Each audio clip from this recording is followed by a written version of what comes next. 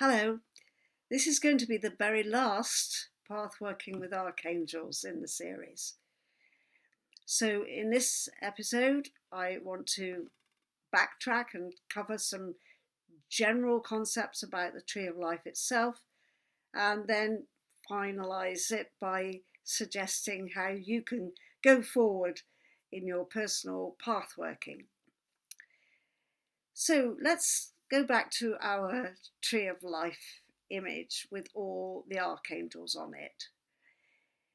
We are looking at, it's a two-dimensional diagram in which we are told that there's, it's like a flow diagram. So each of these sephira are containers of light, containers of energy that originates from above the crown, from an inexhaustible, indescribable source of energy which starts to flow in creation and is perceived as light. And as it comes through the tree, it moves between light and shade, light and shade, light and shade, because when it comes into the tree, it's expressing itself through a dualistic pattern. And those patterns can be seen as contrary to each other, in opposition to each other, or we can see them as necessarily complementary, because in order to create a drawing on a white canvas, an artist necessarily has to make a mark, perhaps with black charcoal. So creation requires dualism. We can't have our material, bountiful, beautiful world without dualism. And if we keep in our heart knowledge that whatever is perceived to be going on outside is actually part of the boundless joy of creation, then we can get a perspective on it, which will mean that we go beyond the suffering and the complaining, which is such a hallmark of we humans a lot of the time. So I want to say one or two things about the Tree of Life as a whole kind of concept and a mythology and a symbol. Now, there's an old Kabbalistic story about, you probably know about Moses going up the mountain and getting the tablets of wisdom direct from God. I don't know how much detail you know about the story, but actually, when he comes down, he discovers that all the Israelites, in the meantime, because he's been a while, are playing hooky, basically. They're going back to their old ways, and they've made themselves a golden calf. And Moses is so furious, he smashes the stones. So he then has to creep back to God and say, I'm sorry about this, but can you give me them again? And he comes down with a second set of stones, and then the Israelites are a bit more compliant. Now, the Kabbalistic wisdom about this story is that when Moses first goes, the Torah he brings down on the stones is the Tree of Life Torah. And this would mean if the Israelites hadn't been so badly behaved and they hadn't been so materialistic in what they were doing, melting down jewelry to make a golden calf, that they would have got some wisdom straight from the top of the mountain about how to live fully, the Tree of Life wisdom. So the rest of the Kabbalistic story is that because they were smashed, these stones, and Moses had to go back, when he comes down, he's got stones with a different Torah, which is the Torah of the tree of knowledge of good and evil. And that's what the Israelites then have to cope with, because they're not getting the full juice from the original set. Now, this is a really interesting idea that's carried forward by the Kabbalists, because they say, okay, we've got the Torah, we've got these books of wisdom and the commandments. And if we read it exoterically in its face value, it's about, history, and it's about what to do, what the best laws are, the best rules for living. And so that's what is delivered as the potential for the Jewish religion as it's set up later, when it's fully fledged set up later. But this is what they've got for getting on with their lives during the Exodus.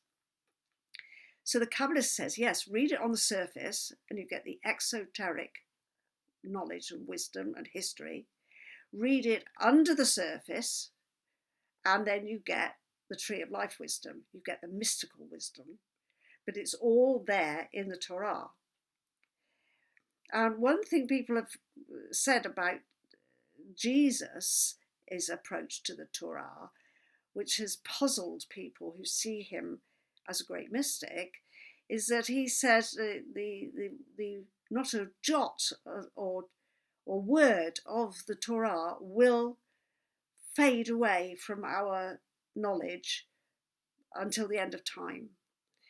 And because he was such a maverick Jewish teacher, so out on a limb with his teaching, some people have been surprised or expressed surprise that he would say something like that, because he's always looking for the wisdom within. And I strongly suspect that that's the Torah he means, the wisdom of the Torah that's hidden in a mystical way, in the Kabbalah way. That's what Jesus is talking about. So here we have this tree of life, wisdom, or contrasted with the tree of the knowledge of good and evil, wisdom. And yet somehow what we're looking at is a way of blending them, because if we can know the wisdom of the knowledge of good and evil, but at the same time the tree of life, then we step into a new way of being. And this is exactly what is said in the Garden of Eden story in the book of Genesis. What is said is that once the human creatures have eaten from both trees of life, they will become immortal like the gods, like us, because in the Bible it's Elohim, is plural, and this is why they have put a guard on the tree of life, and they've said, don't eat that fruit, otherwise you're out. And that's what happens, of course. There's this temptation and they're out, and they've got no access back to this tree of life. So there is a potential to look at this in a particular way, because the books that we've inherited in what's called the Bible, the Hebrew Bible, the first section of the Bible, sometimes called the Old Testament, what we've inherited here are documents. The first 5 books are called the Torah, and those first 5 books were very likely put together, or the beginnings of collating them in their form that we would recognize, at a period around 600, 640 or 50 BCE, under the aegis of a king called Josiah. And this King Josiah was a reformer, and he came into his kingship when he was extremely young, and he'd had a grandfather, I think Manasseh, his grandfather was, who had allowed and permitted various activities in the temple. This is called the first temple, because it happens before the Babylonian exile. And in the first temple, there were an amalgamation of religious practices which included the feminine. Yahweh would have his consort, and she was Ashtaroth. And when Josiah came along, he wanted to reform all this, he threw her out and her statues were burnt and her sacred trees were burnt. This was called pagan. We're not having it in our temple. We want that out. All kinds of things happened then. And the people who didn't like the reforms, they went off on their own. There's some suspicion that that was when the Ark of the Covenant was taken away. Certainly the modern day Ethiopians claim that some of their ancestors removed the Ark of the Covenant during the reign of Josiah, but evidence for that, of course, is not concrete. And so we have this period of history in Jewish tradition during which the concept of the tree of life and the tree of the Garden of Eden, of the good of knowledge of good and evil, are being put down into these texts. And they're put together by either some team or some particular person who's referred to as the Deuteronomist. And it seems very likely that there's some kind of distortion of an original concept about the trees, and that because they are banishing certain pagan activities associated with trees, they are putting some distortion, almost inverting the idea of the trees. And that what we've inherited here through a biblical tradition, which is concretized in those traditional documents at that particular time, and then handed down through history, through Judaism, through Christianity, we are left with a mythology about the tree of life, which is, well, to use that word again, distorted. But the Kabbalists are kind of trying to rescue this. The mystical Kabbalists they've gone through a history of all kinds of concepts relating to the tree. At one time, they said one half of the tree was evil. The feminine side of the tree was actually the evil side of the tree. However, that concept has always has never resonated with me, because I think this tree of life is a holistic map, and that's how I personally work with it, and that's how I teach it. So this tree of life that we've inherited is a concept we could use for understanding how the shining, glorious energy of life itself, the living light, the divine light, the power of life itself, the élan vital, how it can flow if we work with it to give it the archetypal opportunities in life.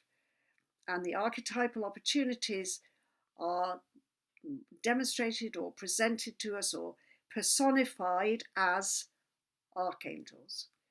And this is why pathworking with archangels is such a powerful thing to do, because it allows you to perceive how those archetypes function in your own psyche, and it allows you to go on journeys that will take you to a new, rich inner kingdom. And even though some of those journeys may involve you confronting what appear to be very dark shadows, you always know that underpinning this whole story is a glory, is a fundamental impetus to life and joy and abundance. And that's what we can work with and honour and receive and share. So let's go back to the top of the tree where we were in the last episode. Here we are at the divine throne. We could imagine this as the place of heaven before we are born. And then we look at the place of the Holy Spirit, the veil between the supernal world, the supernal throne, and the veil. And this veil is like the veil across the Holy of Holies. In the temple, they literally had a space and then a veil, a curtain, and then behind that they had the Holy of Holies, which only the high priest was allowed to step into. Because if non-initiates went there, it would be too much for them. That was where the Ark of the Covenant was protected and hidden. So that knowledge, that transcendental knowledge, is very, very potent. And when people experience it, sometimes their lives are just turned upside down. But I do suggest people can get there step by step, very gently, and it won't be too much of a radical shock if you do that, because when you meditate, this area of transcendence opens up gradually, and you start to experience the bliss of that higher realm at a very gradual level, and you can integrate it more easily. So here's the veil, and what is below the veil is the everyday life, if you like. And the veil between these reminds me of the story that we get in Plato, which we can pretty much guarantee goes back to Pythagoras. I have a few things to say about Plato. It wasn't all that helpful as people might think, but I won't go there right now. So Plato's story about our coming into the world is that before we descend into incarnation, into the material world from the higher realm, we choose ourselves a daimon, sometimes a daemon, it's a Greek word, a guiding spirit, a guardian angel. And we have a contract with this spirit. We've chosen the spirit because we've got a contract, and the daimon is subsequently contracted to us to help us put it in place. So I'll just go back over that slightly. We want a contract to do something. We are making that contract with the divine. So we choose a daimon and we make an arrangement with the daimon that it will support us, that it's there. We've chosen that particular daimon to come through. And it's quite possible you could identify that daimon in your own birth chart, or some quality about that. So that's, for people interested in astrology, they might like to go there. There is something in an astrological chart called the lot or the part of spirit. And the Greek astrologers certainly thought that lot or part of spirit, which is a mathematical point that they calculate according to the combination of your ascendant, your sun and your moon. When you find the lot of spirit, the Greek astrologers thought that would tell you something about your daimon. So having chosen your daimon, Plato says, you descend under the yoke of necessity. So you have made the choices, and then you descend. And then you find yourself in the world. You have taken your first breath, and the archetypes of the world start to play out in your life. And again, through astrology, you can have some good insights into how those archetypes could play out in your life. So you are coming into the world, you've got these archetypes, and you can work with them in order to create a good life when you understand what you're doing on the inside. And what you're doing on the inside will make something happen on the outside. It will reflect. The Kabbalists talk about directed light and reflected light. So the light's always flowing through, and then the light mirrors back to you, and the light goes back up. So there's this cycle of Schaefer, or of the light, flowing through and back again. So it's always giving out and coming back, giving out and coming back. So that's the way to approach your tree of life model. And you could give yourself an exercise in the near future. Give yourself plenty of time for it. Consider how you feel being in that place of the divine throne, having access to those extraordinary, mind-bending, ineffable, immeasurable qualities of power, love, and wisdom. And then think of yourself as being born into the lower part of the tree. And who are the archangels you want to work with? And who are the archangels who challenge you?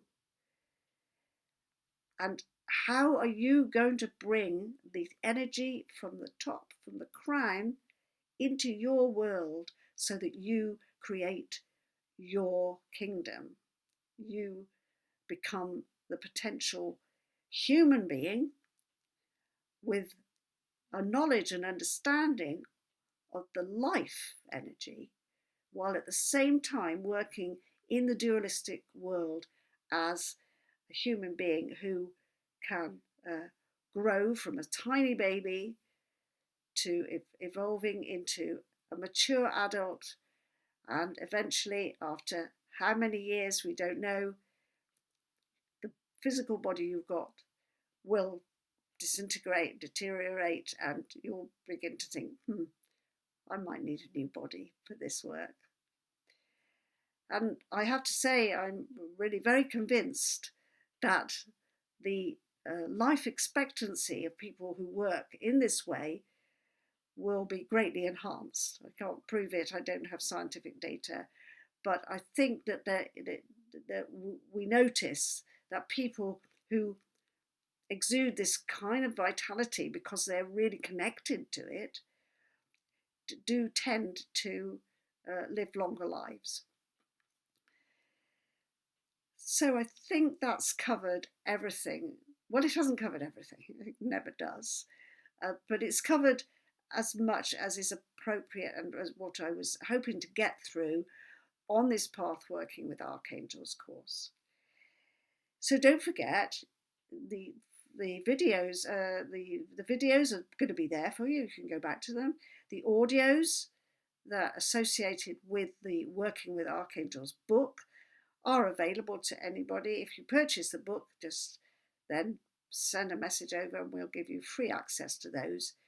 If you've got the introductory materials PDF, there was obviously, and hopefully you've already got that audio material from a different album called Meeting Archangels that was also available to you free of charge.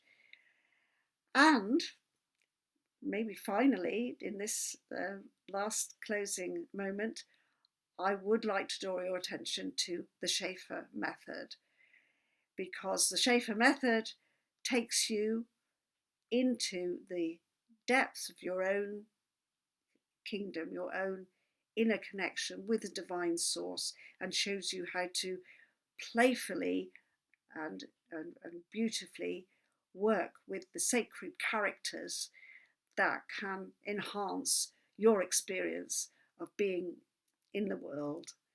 So I do invite you to look out for the Schaefer method, and presently until a few weeks down the line, I think the end of June 2020, as I'm speaking, there's certainly a discount available to you.